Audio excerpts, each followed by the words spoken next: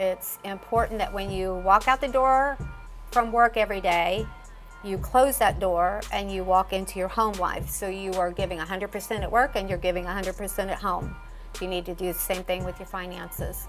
Understanding your cash flow is one of the most important things that you can do as an independent contractor. In my industry and in my field for 17 years, I had to learn the hard way. And one of the things that I did was sit down with a specialist. That person for me was Bobbi Grant. And today we're going to talk about 10 budgeting tips for independent contractors. All right, we're back with Bobbi Grant, budgeting and bookkeeping specialist. We are now on tip number 4 out of the top 10 tips, budgeting tips for independent contractors. This one is planning for your annual and monthly bills. Right. All right. Why is that important? You've got bills that come in monthly, quarterly, semi-annually, annually, and really none of them are surprises.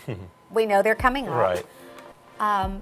But to be able to pay them without taking a big hit on your income, say you've got a real slow month with not a lot of work, and you've got, now your car insurance is due, and you haven't been setting money aside to pay this bill, and now you've got to take every penny you've got to pay that car insurance. What are you going to pay everything else with?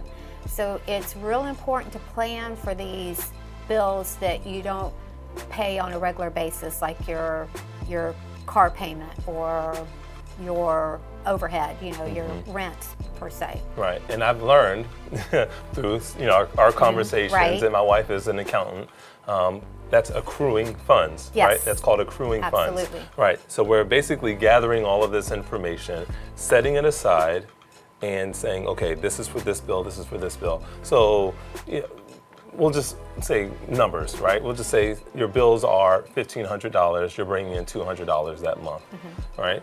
But then now you have to go through the process of separating everything. Is that correct? Well, what you want to do, say you've got your car insurance is due every 6 months, and it's due in June. And we're in February, so we know we have the month of February, March, April, May, 4 months, and then it's due in June.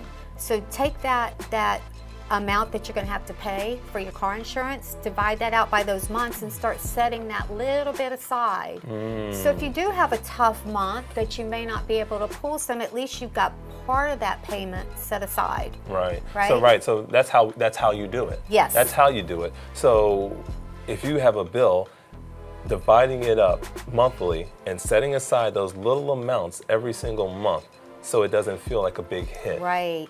That makes complete sense, Absolutely. right? So now you're just easing yourself into paying that bill, Right. whether it be quarterly, annually, whatever, right? Right. It's a process. Okay. So like every year, you need to renew your corporate filing, right? It's what, $150? Right, so right. for over 12 months, divide that $150 out, put a couple bucks each month aside, and then when it comes time in May that you need to do that filing, you've got it sitting there in your account. You just pull it out, And that you makes it a start whole lot saving for easier. the next year. That makes it a whole lot Absolutely. easier, especially if you're just pulling off your per diem. Yep. Yeah. Yes. Right. Okay, but that makes complete sense, and I'm excited now to move on to our next tip. Yes. Tip number 5. Halfway there. Halfway there. Tip number 5, keeping your receipts. We're all on this journey together, just at different places. And our desire and our mission at clemco.av is to help you to project the best image possible. Like these videos, subscribe to these videos, and you will be informed whenever we put something new out. Thanks again.